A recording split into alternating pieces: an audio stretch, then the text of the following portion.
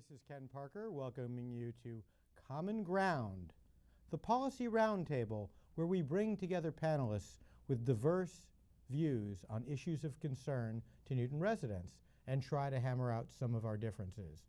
For those of you who are new to our show, let's review the format. First, I introduce a topic. Then we go around the table with each panelist expressing a viewpoint. I then select the two panelists who disagree the most strongly and ask them to speak directly to one another in hopes of finding some area of agreement. At the end of each segment, I offer my 2 cents on the topic and give an assessment of how we did at finding common ground. Well, that's the way the show usually works. Much like last month's episode, where we discussed the override, this month's episode will focus on a single topic, which is the proposed village zoning in Newton, with the hopes that we can learn from some very, very knowledgeable panelists about what's in the proposal and maybe get some of their insights onto what's coming down the pike, so to speak, with future changes to the proposals and other expanded zoning proposals that are also in the works. Hopefully we can also coax them into giving their views on it. But it won't be quite like our usual format where we have a vigorous disagreement, I'm guessing, more trying to understand what's happening. That having been said, our distinguished panelists are not shy about their views, and so without further ado, let me introduce them. We have Pam Wright. Hi, Pam. Hi. Great to see you. Thank you. Pam is a city councilor at large from Ward 3. Mm-hmm. Yes. And Pam, can you remind me your day job is you're an engineer, is it? Well, my background is in electrical engineering, but now I manage some of our properties and I do a lot of volunteer work. Great. And you also, as a city councilor, serve on a couple of the committees of the council. What are your current committee assignments? ZAP, zoning and planning, where a lot of this is coming So you're forth. in the weeds on this. Oh, yes, on this, I'm very much in the weeds. And then program and services, too. the most important committee on the city council, as those of us who served on it well know. Anyway, thank you so much for coming on, Pam, to talk about this really important and sometimes difficult for people to grasp issue of zoning reform and village center zoning. Also joined by Mark Loreto, my brother at the bar. So to speak. Mark, I know you were, first of all, president of the city council for a while, and you were chair of the land use committee. You're a councilor at large from Ward 7, which is the eastern part of Newton, I think it's fair to say. That's right. What is your current set of committee assignments? So currently I serve on the Land Use Committee and the Public Facilities Committee. I've served in those committees my entire tenure on the City Council, and I'm chair. So you missed out on programs and I've services. missed out on programs and services. You know, the Ward 7 councils have always been very collegial, and as you know, we divide up the committees. And of course, Lyle Baker has programs and services, and he ain't giving it up. He's very happy here. He does a wonderful job, and I wouldn't trade it with him at all. I also chair the Real Property Reuse Committee as well. And my day job, as you said, I'm a partner at the law firm of Loreto and Smith. I'm one of the founders of the firm and been there for a while. Long while, I guess. And I've seen you in a courtroom on at least one occasion, and it's great to have your keen legal acumen on the city council, along with a few other members of the bar who provide that. I mean, as legislators, it's good to know what goes into. It's very helpful, but I'll add that it's very helpful to have an array of skill sets. Pam, for example, with an engineering background, really brings a perspective that often is missing from our city council work, but certainly the legal background is helpful in crafting council orders and understanding process and statutes and so forth. So it is terrific to have you both here to help our audience understand some of the process and some of the proposed statutes or ordinances, as we call them locally. Before we get at all into the weeds, though, I just want to back up and do the 10,000-foot perspective, because last time I was learning about what the council was considering, I know that there was a big citywide, they were calling it zoning reform initiative. And this village piece is not the whole thing, right? So, I mean, it would be, if you could please just sort of, where is that bigger piece, and how did this come to the forefront, and what's going on? What are the other pieces of the puzzle? So at the beginning, they were focusing on the neighborhoods, out into the neighborhoods, but there was a lot of pushback. And so we went with the village centers. There seems to be overall, people want to make some changes there. Then while we're starting to do this, the governor signed the MBTA Act, which requires Newton to zone for 8,330 units by right. And so we're doing two things. We're doing rezoning the village center. We're gonna see how much of that will qualify for the 8,330 units for rezoning. And then, so this is an additional 8,330 units that need to be created to comply well, with? not created, it just needs to be zoned Permitted for. And it's zoned by right. But as I've put out a memo, is we're doing a lot of multifamilies already. And since 2020, we have approved or in the pipeline or about to get in the pipeline over 3,500 units. So let me just, so I understand the math on what this law requires. If you currently have a lot in the city that's zoned single family, one unit is allowed by right there. If you rezone that to be a two-family multifamily, would that give you credit for one of those 8,300 and some odd No, units? they need to be multifamily first, which is Well, is it three or more. Oh, 3 or more. More. Under And our zoning, a multifamily district can be 2 or more. So it's 3 or more, and then we have to have a density of a minimum of 15 units per gross acre. Now, what people think is, oh, it's 15 units per acre that's buildable. It's actually higher because you got to include in the area your roads, your sidewalk, things that are unbuildable, parks. We've had some people. So 15 units per acre, so that means a unit per, let's just to do the math here, that would mean per like 6,000 square feet or so. No, actually, well, what was 40 divided by 15? Sorry, no, that would be like less than 3. That'd be 2,667. Something like that. But in reality, which is much less than, of course, we require now. Yeah, and in reality, though, if you look at the different villages, it's going to be a higher number. So in West Newton, there's quite a bit that's unbuildable, and I believe it's about 40%. So that number actually goes to 25 units per buildable acre. Oh, so then you're down minimum, yeah. So you're down to less than 2,000 square feet per unit. That's a pretty small amount of land area to put one unit on in Newton, inconsistent with our history anyway. Well, and with multifamilies, you're talking about multiple floors in heights. So we can get into some of the numbers on what that means in terms of what would be allowed. But so there was this citywide proposal that was being very enthusiastically pushed, I think, by the administration, particularly the planning department for a while, and by certain members of the council, I believe. And we talked about that around this table in great detail, where there were cluster zoning proposals, and there were pretty significant increases in density that would be allowed throughout the city. Plus, they were redefining zoning districts and changing zoning lines. So my question, is all that off the table, No, or is that? absolutely not. So I think you got to be very clear about this. We are embarking through our planning department under the mayor's direction an overall effort what's been termed zoning reform, and that use of that term is deliberate. The idea is that we need to reform our zoning code that is not working well.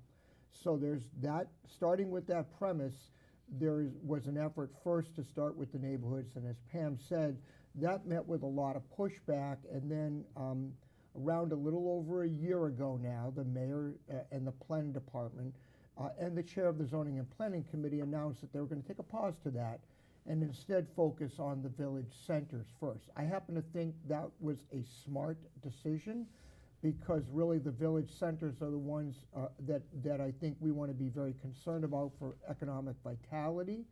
And it makes sense to have some more density in those village centers. So just to be clear, since we are talking about village centers today, I want to put up on the screen the images of the borders of what we're actually talking about. So I'm going to see if Will, our director, can put those up on the screen. This would be the starting with the page 3 of the PowerPoints that we had.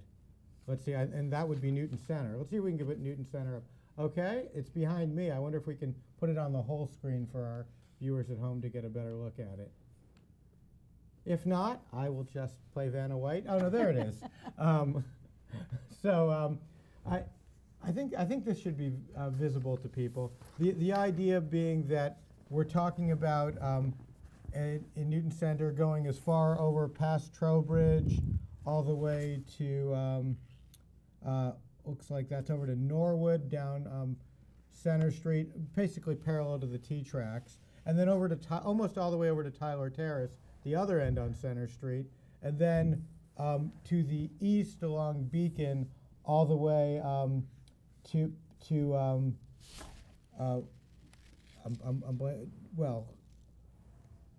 Dalton. That's Dalton Street. It's hard to read in the small font size here, but over to Dalton. So it's really, I think, fairly consistent with what is now a commercially zoned area, mostly with a little bit overflowing into what are now residential properties. Would that be, Pam? Is that your understanding that they're mostly commercially Yes, used in now? this one, and maybe if we can see the map again, we can take a look. So it's broken up into 3 areas. VC1, which is more the residential that's close to your village center. Mm-hmm. VC2, which is could be all residential or mixed use, and that allows a maximum building height of 4 stories with the top floor setback 7 feet.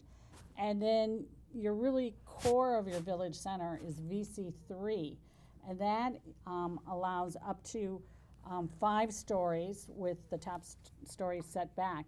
Now, this is the first version of the maps, and there's going to be a second version coming out, and they did get a lot of feedback. Well, just to slow down for 1 second, so our audience can see the map on the screen. VC1 is the green area, Yep. and that is what I would characterize, and correct me if I'm wrong, as the least dense under this proposal. Correct. VC2 is the moderately dense, and then VC3 is the most dense. So Yes. VC2 is red, and you can see Yeah. that's a pretty big. I mean, it's got a red border. No, it's actually blue. Sorry. No, it's red. VC3 is in the red border. VC3 is red. VC2 are these various blue Blue. things next to the green, and VC3 is the red in the middle. Yeah, and so VC3, what they're proposing on there is, Looks like they're proposing to build on the triangle right now. well, it is allowed to be built upon the triangle. That's But, city property, so they would have to partner well, it's with kind of like on Austin Street, that was Right. city property too. Sure. So, reuse committee. so what this is doing is under 30,000 square foot lot, you would build by right. And you're So allowed. just for our audience's benefit, by right means you don't have to go to the city council for a special permit. Correct. As a developer, you can just say, Go to ISD. yeah, you go to City Hall, to the Inspectional Service Department, say, here are our plans. They stamp the plans as complying with the relevant ordinances and building codes, and you're good to go. Yep. And so these would allow up to a 15,000 square foot footprint at 5 stories, and that would translate into about a 72,000 So the square 15,000 foot. square foot applies in the VC3 then? Yes. So, is that right? It Yes. is, but let me we're Okay, we're going the- throwing out lots and lots and lots of numbers. Yeah, no, you've got a good point, Mark. And I think Pam and I are, as we like to say, literally in the weeds all the time. And Pam, I have to give her a compliment, is particularly talented at actually looking at this stuff, because the details are critical and they do matter. I think the takeaway is, conceptually, VC1 is lower density and lower heights than VC2, lower than VC3. And I think, I can't speak for everyone in the council, but I think at least theoretically, many, if not most of us, agree with that kind of concept, that you want greater, if you're gonna have more density, you want that to be in the heart of your village centers. It makes sense. Well, let me just ask you, because there's something that runs directly opposite to something that I learned on the city council and in my time in public life in Newton, which is that most of your ratables under for tax purposes are your commercial properties, and a very significant percentage of our commercial properties are located in our village centers.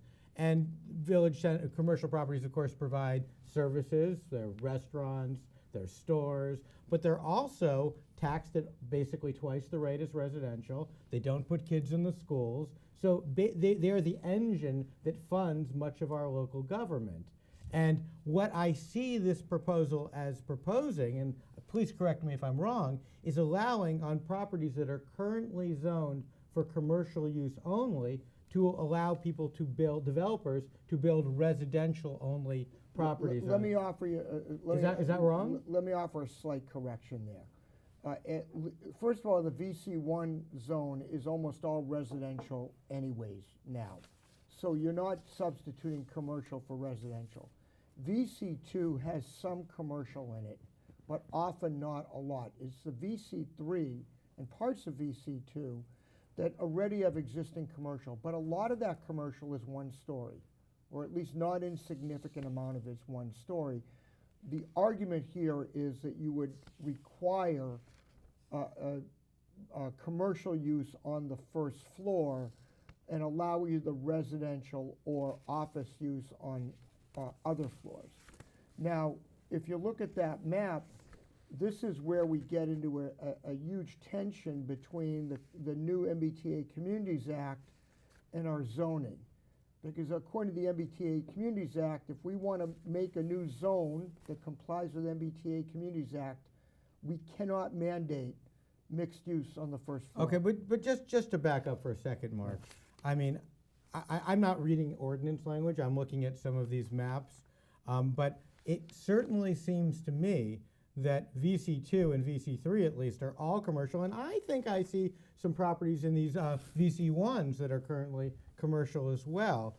And so what I'm wondering is whether just simply could as a developer, could someone just walk in and say, I'm buying the building, I don't know, that Walgreens is in now on Langley Road, it's in VC1, and I'd like to build apartments there instead. Could they do that without going to the city council for a special permit and without going for a zoning change?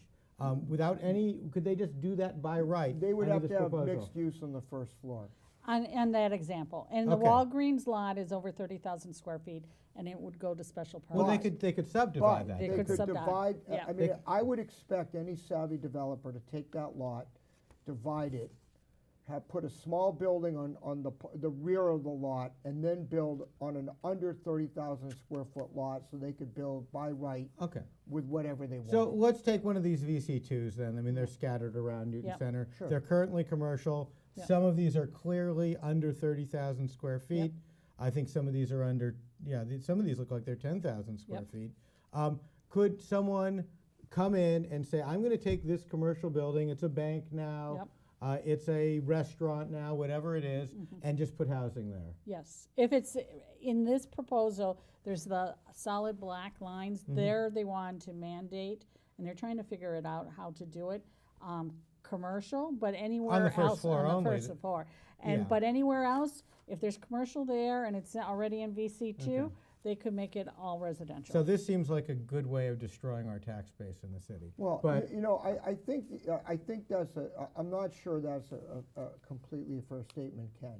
I think, I would argue that we have to do a better job of actually having more commercial space in the city. And we have, But Mark, just to determine whether it's fair or not, I want to whether it's accurate is what I'm trying to go for.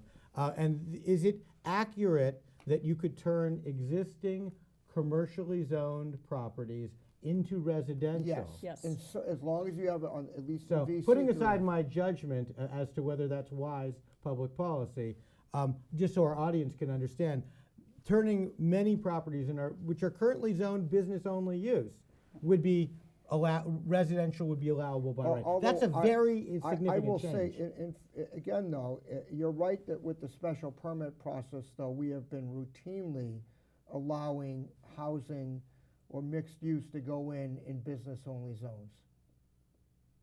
And we've been doing that for years now in the city council. So what this would allow developers to do is skip the city council. Yep. Developers could then go and. That's one of the big issues there, and personally, that's one of the. Well, Mark, isn't there at least back in my day, we always believed that we could extract some public benefit through the special permit process. That is, I like to think that the special permit process actually is a very good one.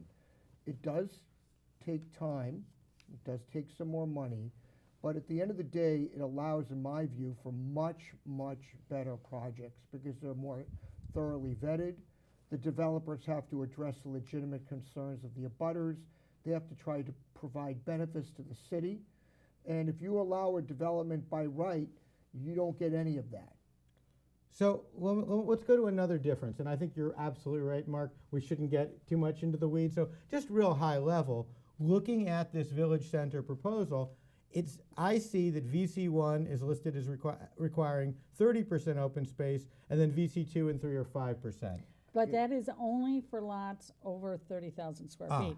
So if it's smaller than that, there's no requirement of open space. There's none at all? There's none, but you have your setbacks. You have your side setbacks or rear setback, unless it's.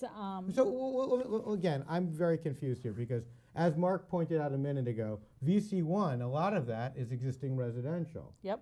And existing residential requires 50% open space. So would this proposal take that 50% and move it down to 0%? Not zero, because you got your setbacks, and you have what would it be then? It depends. Now, I did take a look at VC3, and it depends on the lot size, because you can have multiple buildings on the lot, but again, you have to have space between them. In VC1, you can have multiple buildings on a lot. You have a footprint of 4,000 square feet, and I believe it's 15 feet between buildings. There's some parking requirement, but we haven't figured that out. Okay, so I see setbacks of 10 feet or 20 feet. So that's still, maybe you're at 5% open space, but you're not at a lot with a 5 or 10 foot setback. Look, there is no doubt that under this proposal, you're going to see a much greater level of density on any of the lots that are affected here. But you're going to see fewer trees, fewer But that's what when you have. Well, density, no, but there's different vertical density there's too, vertical with and an open space there's going to be requirement. both greater vertical density and greater horizontal density, at least under the current proposals that we have. So at least some of the previous generation of zoning reform proposals maintained open space requirements. And now I don't know if that was in in other words, there were still like 30 or 40% required open space, like in their cluster development. It was going to be in the middle of the cluster. Yes. There was shared open space. What I'm seeing here is much less open space, even in the VC1, the one that is titled residential, than exists on those lots at present. Yeah. Again, I may be misunderstanding this, but You're correct, and and the planning department recognizes there are a lot of issues in the VC1. What their idea is taking these old houses, and generally near the village centers, you have old, Victorians and things like that, and they'd like to, with a modest addition, be able to put 3, 4, 5 units in there, which is not allowed today. But the way it is zoned for is it's going to push to tear it down and put up 2 buildings. So one of the houses they looked at was in Newtonville, 424 Newtonville, and presently it's 424 Newtonville Ave? Newtonville Ave, yes, and it's a beautiful old Victorian, 3-family, 6,800 square feet, and it would be nice, maybe do 4 or 5 or 6 units in there. Well, the proposed zoning would allow 2 buildings for a total of over 19,000 square feet between the 2 buildings. So, and generally our houses are in the middle of the lot, so it's kind of in the way. So if a developer wants to, have 3 times more space in 2 different buildings, and the house is in the way, that'll go down and they'll put 2 separate buildings there. Yeah, so much of what we're doing here, I think, requires us to think much more carefully than we have been about what developers are going to do or likely to do, and not what we want them to do. That's a great point, Mark. And developers, and I say this repeatedly, we need developers. Developers are very good in that we need people who are going to buy and build and improve upon land. That is good. But developers are motivated generally by one goal and one goal only, and that is to make money, and that's fine. We're a capitalist system, and I believe in capitalism. It works. But that's where it's so important that city government provides some check and balance as to what a developer can do, because the developer's interests may coincide with what the city's interests are and may not. And with the special permit process, you make sure that what the developer does is more likely to be in the interest of the city and not just the interest of the particular developer. Now, you can craft zoning rules to encourage developers to make financial decisions to do certain things, but as Pam said, if you write an ordinance or a zoning code that would make it more financially feasible, or economically beneficial to knock down an existing structure and build more, the typical developer, if they can do it by right, is going to do that. And there's, again, Mark, that I makes want sense. to talk specifics because I think it's much easier Yeah. for our audience to Sure. get their mind around it. So I'm gonna mention a lot. I'm not gonna say who owns it or what the address is because I don't want anybody looking it up. But there's a lot about 5,000 square feet near a village center that's in one of these districts. It's a single family house now, and the house has a building footprint that is probably less than 4,000 square feet. But if I understand this proposal correctly, you could knock that down. It's in one of these VC1 areas, and you could put in a 2.5-story building, and there is no limit to the number of units. So you could make my first apartment. My wife and I, before we were married in college, we had a little apartment in Sunderland, Massachusetts. It was 400 square feet. So just for the sake of argument, if the developer found it to be profitable, Mark, because that's what they're looking for, they could say, you know what, 4,000 square foot building footprint, we can put 10 units per floor, we can do 2.5 floors of them, so 25 units we're going to fit on a lot that right now has 1 unit. Am I getting this wrong somehow?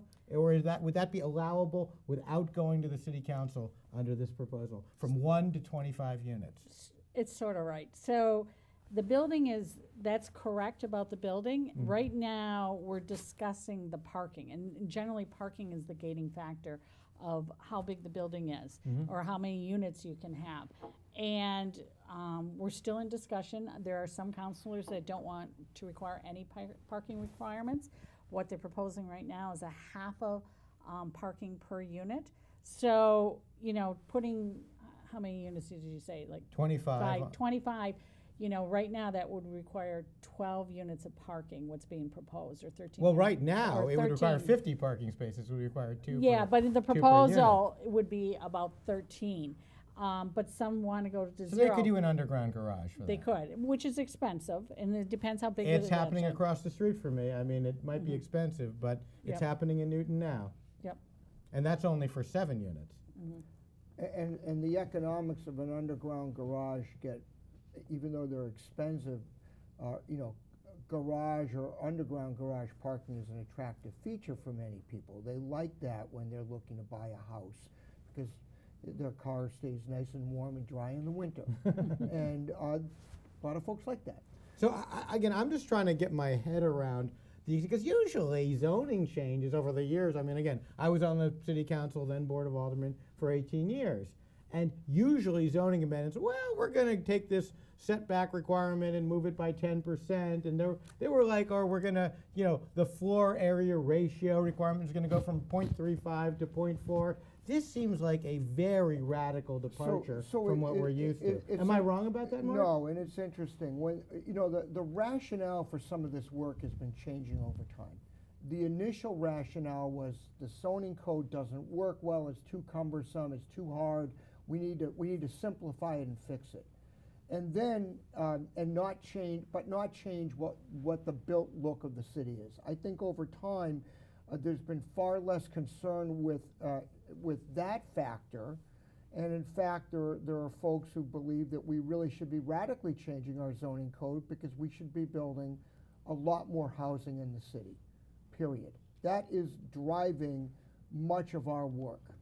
And you also have folks, and the council frankly is pretty divided on this, and I suspect the public may be too. What parking requirements do you need? I think most of us agree that our parking requirements are probably, we probably require too much parking in most instances, but what's the right amount? Should we have no parking requirements at all? What will that do to people wanting to park in the street year round? What will that do to, our congestion in our streets? Those are very legitimate concerns. Well, it certainly, as Pam points out, is a limit, and as a practical matter, to the number of units you can build, right? It's a limiting factor Yep. on how many you can build. Unless you're going to build underground, I suppose. Unless right? you're going to build underground, that is correct. So having some parking requirements does limit your ability to build. Now, whether a developer is going to build your 400 square foot I'm just unit, talking about what would be allowed, not No. whether it would make economic sense and whether they would do no, it. but my point is, there's also the argument that smaller units are, by definition, more affordable. You pay less per square foot, and that will help with the diversity of income. Again, I'm not talking about the merits of whether it's good that they could build 25 units. I'm just trying to understand whether they could do that by right. The point I was going to make is ironic, though, that we're talking about that at a time post-pandemic when many more people have been working from home. At least those of us who are in jobs were able to do that. But for Newton, that's a very significant number of people. And those people are actually saying, I need more space in my home, not less. I need a bigger place, not a smaller place. So you have those tensions as well.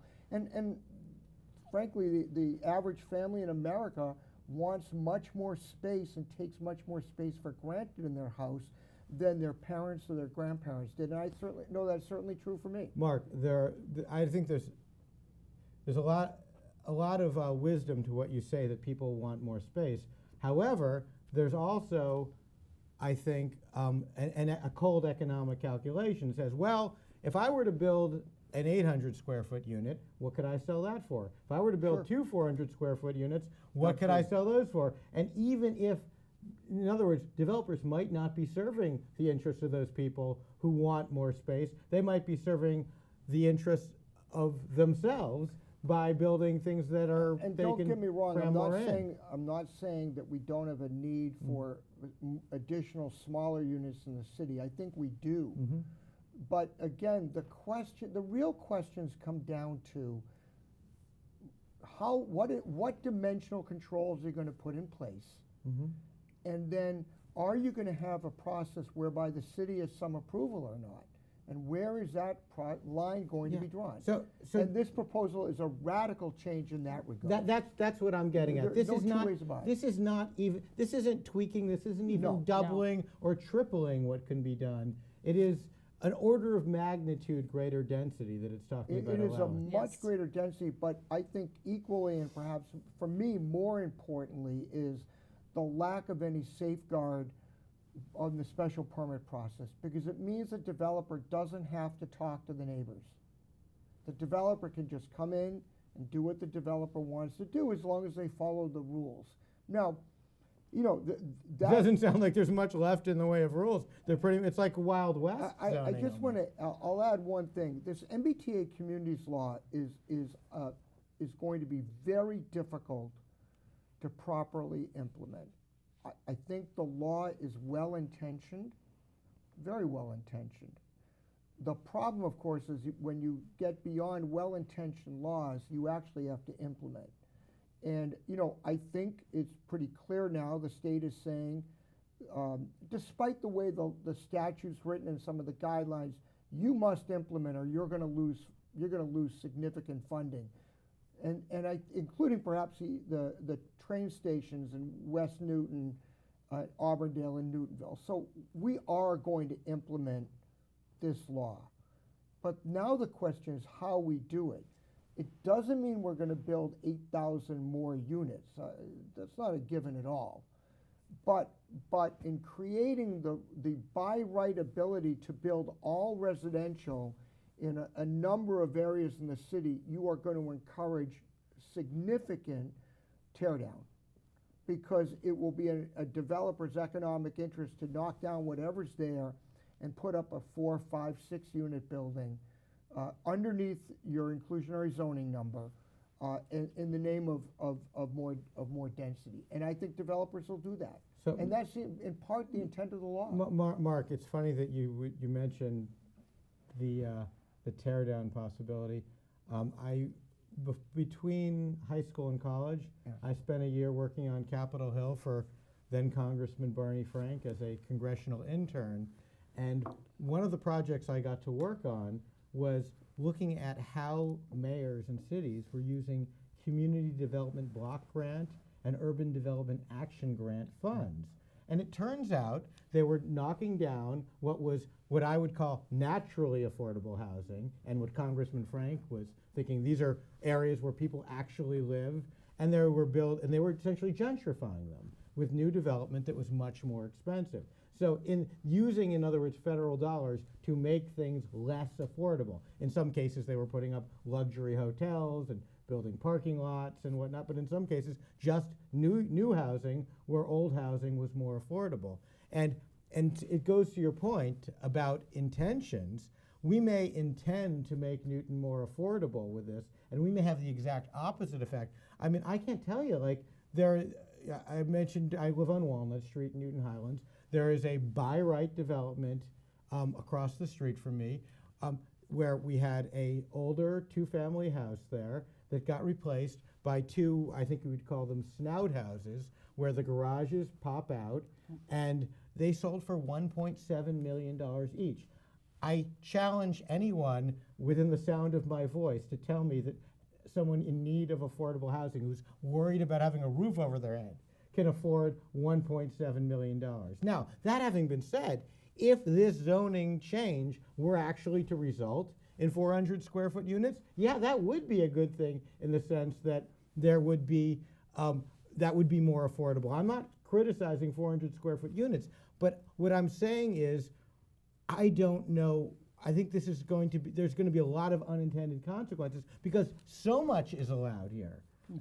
Well, that's the law of unintended consequences is a very good one to cite. And I think, I know Pam in particular, and I've tried as well, to constantly challenge the assumptions that are being made by our planning department, and challenge them to make sure that we are examining them carefully. And another one is, and this is one of my pet peeves, I think Pam shares as well, when we get pictures of what things are going to look like, we're not getting a fully built out pictures. And that creates, in my mind, potentially very misleading narrative for the public. What I would much prefer is show the public the fully built out, kind of what it could be if you build out. Then show them something in between, and then show them what you have now. Because you're not going to get everything built out to the maximum. Under what's allowed on these proposals. Right. So the reason why I wanted to take that example of the 5,000-ish square foot lot where you're putting, you could go from 1 unit to 25 units, is to illustrate this Wild West effect here, which is we're basically taking zoning control away. And I mean, Mark, you make the point repeatedly about special permit process providing a control, but to me, even if you allowed it 25 units by special permit, why, my question to you and to Pam is, why would, if we have something that we want, why wouldn't we say what we want and allow that? For example, if it were our goal to have smaller units, why wouldn't we say, you get a density bonus of more units if you have a maximum unit size of X square feet. Maybe it's 400, maybe it's 800, whatever the goal is. This doesn't seem to put any constraints on what developers can do regarding it, and it doesn't present a vision of what we want. Isn't zoning supposed to provide some guidelines and objectives as to what we're trying to achieve? I mean, So what this is just providing is some guidelines for the box, you know, and the developers can decide what's inside the box. Right now, we have, depending what your lot is zoned, how many units you can have per, you know, square feet, which I think in our village center is like for every 1,000 square foot of a lot, you can have 1 unit, which is pretty large. But here, we're taking that away completely, so we could have the 400 square foot units in there. So we're doing some things with setbacks and height and when you say we are, is this something you're proposing? No, or- no, no, no, this is not what, this is what's in ZAP that we're discussing, that's coming out So of when you the say we're planning doing, there's department. nothing that's passed yet, this is in the No. proposal? Now, they wanna vote on this by, Who's they? I'm sorry. the city, The leadership of the zoning and Oh, planning yeah. committee and the leadership of the city council would like to bring this to a vote by the end of this term. And there's and we wanna vote it out of ZAP by June, what they're looking at, and then a few months later to vote it by, you know. So the when you whole say city we, council. you mean? I The whole think city, June yeah. is gonna be Oh, I think that's it, extraordinarily yes. difficult. So just to be clear, the end of this term, this is an odd numbered year, I'm just thinking it's Yeah. 23 It's an now. election year, Ken. Yes, yes, We're okay. up for re-election. So the end of this I'm term- running, okay, Okay. and I think So Pam I is have too. The end of this Let's put that term. right out Oh, we there. got news, we made news tonight. I Mark announced- Laredo and I Pam Wright announced- announced on Common Ground, they're running for I re-election. announced 3 months ago, so All I'm right, ahead oh of the well. game. Oh, you really? Oh, okay, oh well.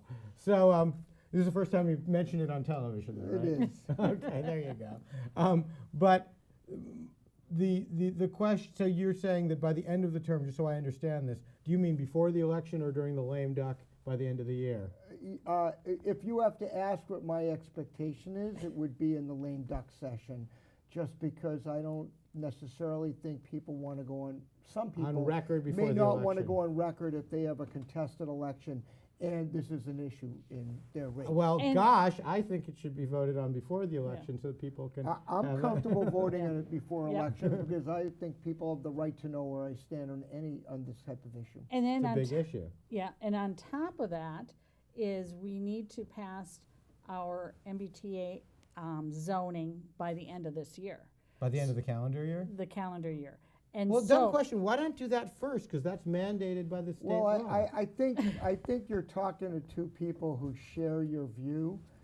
I don't know, since we have to do the MBTA zoning work, that's a given. It, to me, makes much more sense to get that done. Now, you can still do some of your planning for the village centers at the same time, because you want to make sure that they're aligned with one another. You wouldn't want to have an MBTA community zone and then have it completely at odds with your village center, but to pass your village center zoning first, I think is the wrong way See, to to me, go. the MBTA community zone is about residential development. Yes. It's all about Oh. residential And development. so why would you not want to put that where there's existing residential instead of turning existing commercial one- into residential? so one of the things, part of it, it needs to be within a half mile of a train or a T. Sure. And so it needs to be generally closer to our village centers. It has to have that But it doesn't density. have to be in the No, very no. center. No, but I No. don't think we'd want to be creating in a current single-family only zone, which is all residential, which is a quarter mile or a third of a mile from the T. I don't think we'd want to plunk down and say now a developer can come in, buy up a bunch of houses and build and build and build. I think know, there's five-story tremendous buildings Well, and I mean, things the- like the- that.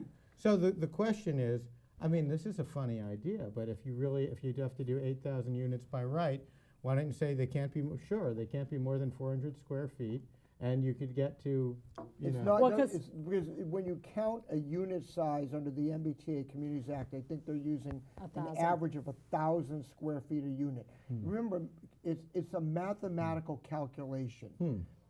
Ability to build 15 1,000 square foot units per acre, with acre including public land and streets and sidewalks and See, everything else. you don't get credit if there's more than 15 allowed by right? No, And it doesn't matter what's on the lot. It's the ability. It's just the zoning. But is it ability to build above and beyond what's there now? Because it's not No, an increase. it doesn't matter. look at Doesn't what's matter, there now? because it's what you can build by right. It needs to have that density of a 15 units per gross acre. Now, UTL has been looking at the numbers and what's I'm being. sorry, who's been looking at the numbers? UTL, the consultant, has been Okay, looking our at. audience doesn't know UTL. This Sorry. is a consultant that the planning department has been using for a lot of this zoning, and they have done some zoning in other cities and towns.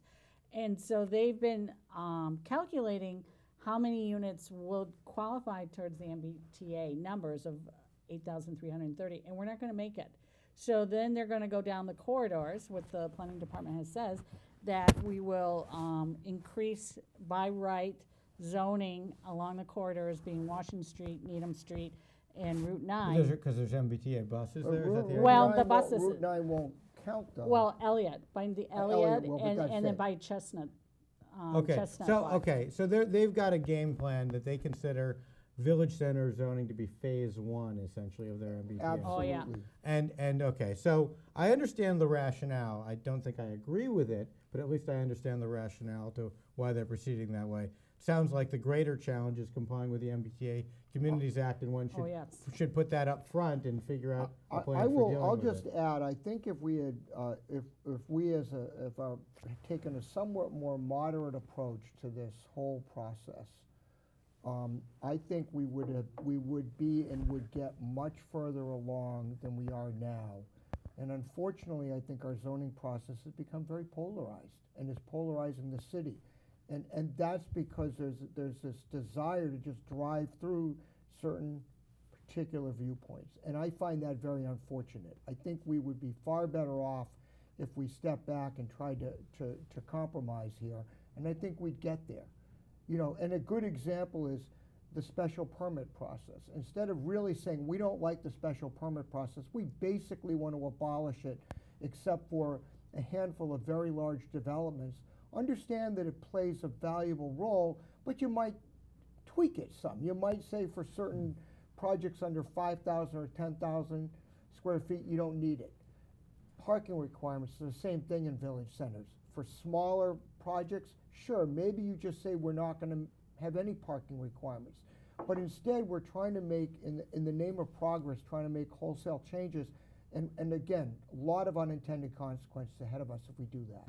Well, I mean, I for one am concerned that one of the unintended consequences is going to be air pollution and really environmental degradation of the increased traffic and density. The kind of density that would be allowed by some of this would shut down the functionality of our village centers and at a certain point make Newton cease to be Newton. It would be an urban center. It wouldn't be a suburb anymore. We'll be more like 13 cities instead of 13 villages. I think in fairness, I think, Ken, some folks really do feel that this is, we're an urban area and we should be an urban city. Oh, no. And I'm not, right.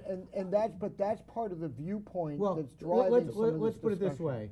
There are many of us who chose to buy a house in Newton who chose not to buy a house in Boston. I have friends who chose to buy a house or an apartment, a condo in Boston, because they like being in that kind of dense urban environment. So the question is, are Newton residents aware that there's a proposed fairly radical transformation of our community on the table? I'd say a couple of years ago when there was an effort to really rezone the entire city, I think folks became aware of that and were rather unhappy. And that's why the mayor's office put a pause on this, and which was, as I said, the right thing to do. I don't think enough people in the city are aware of this. I don't think people. I mean, honestly, I wasn't aware of the details of this until we started planning the show. I don't think, you know, when the planning department has gone out to specific villages and met with counselors from the ward and residents, and they're starting to see some of the plans, you're starting to get more feedback. But that's just starting, it's been going on slowly, but I would venture to guess that the vast majority of folks in the city have very little understanding of what's going on and very little understanding of the MBTA Communities Act. Again, it's one of those laws that sounds great. We are going to build more housing. It's good. Well, But the question is, let of course, me- how you're gonna do it. Well, let me, I noticed that one of the reports that that came out is actually from someone who was favorably inclined to this zoning. It was the Newton Housing Partnership co-chairs that they wrote a letter saying that the village center zoning proposal, while something they support, people should be aware it's not an affordable housing proposal, and it will not create more affordable housing. I think that there's a lot of people out there who think all housing is necessarily good. Again, I'm not convinced that more housing for people who can afford a $1.7 million unit is something we need in Newton. I'd be much more excited by a proposal that had a maximum unit size, because I think that would be naturally affordable. I don't know what that size would be, but that would, and to put a certain amount of that in our village centers, maybe allowing upper story on top of existing residential, could be a good compromise. But that doesn't, this seems to give carte blanche to developers to do all residential, a mixed use. It doesn't say keep commercial on the first floor and we'll let you build higher with a limited unit size, which I think could be a great compromise.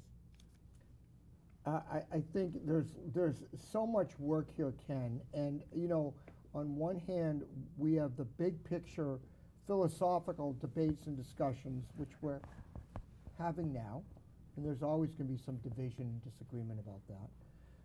Although I think a not insignificant number of us, I think most of us are comfortable with making changes to the code.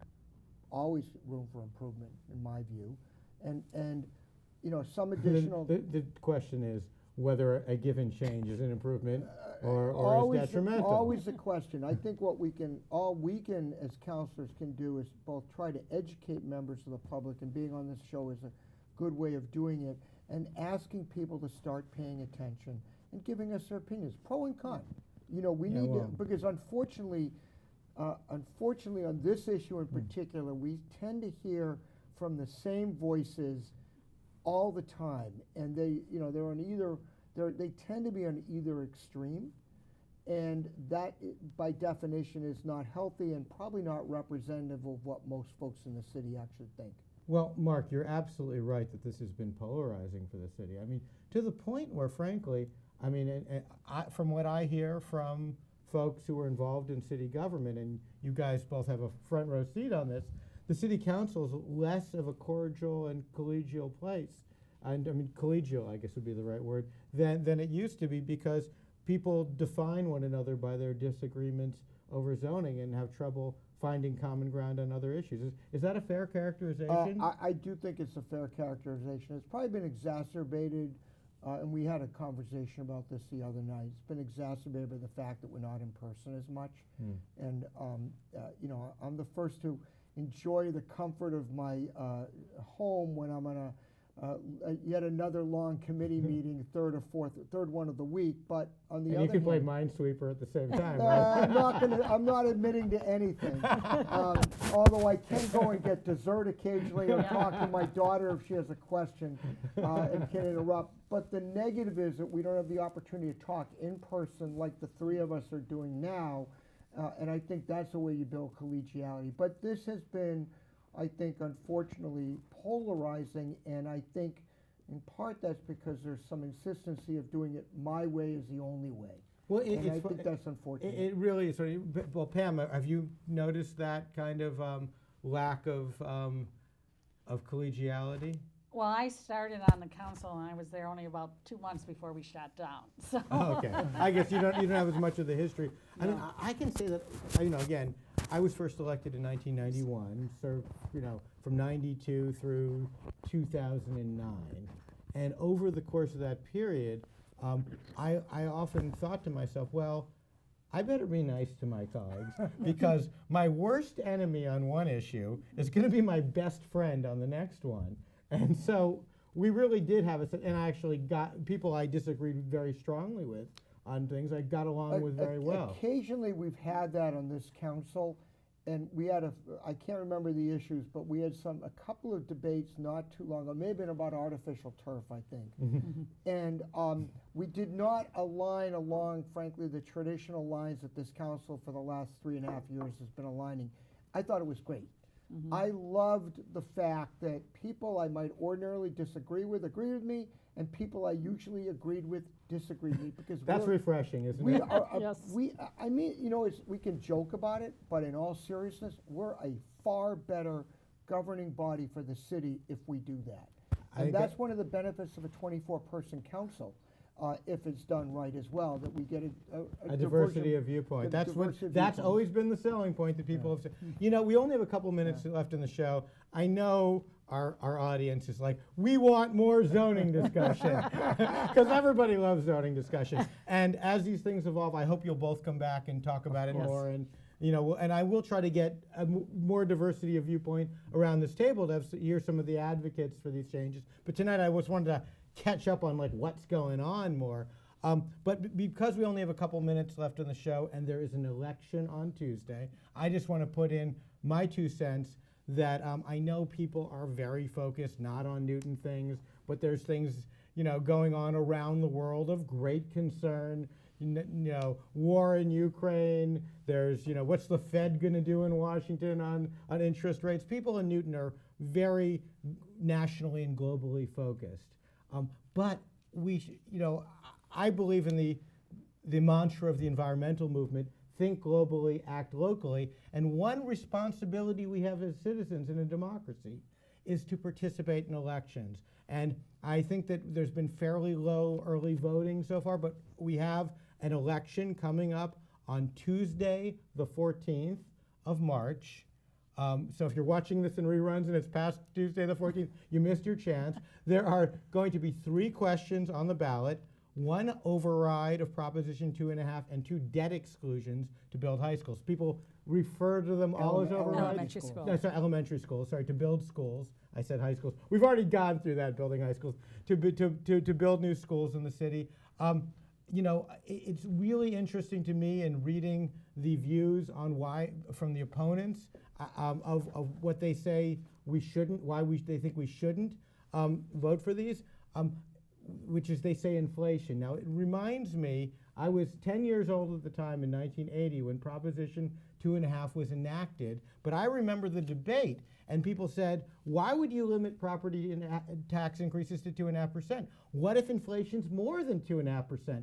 And Barbara Anderson, who was the head of Citizens for Limited Taxation, the organization advocating the statewide ballot question, said, that's simple. We built a mechanism into Prop 2.5 to deal with that scenario. It's called an override. And she said, people would be crazy if inflation was more than 2.5% not to vote for an override. Well, inflation in Newton is about 7% now in the metropolitan Boston area.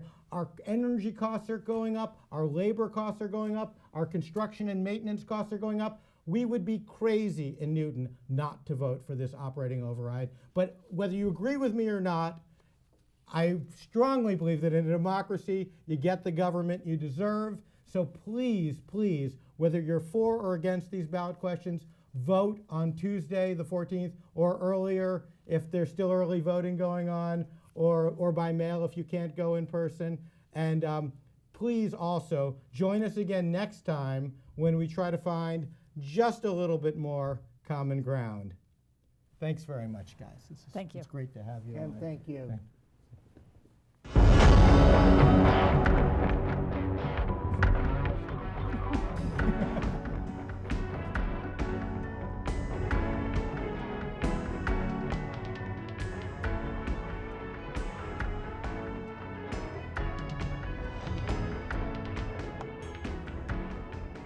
Anticipate potential delays for the morning commute.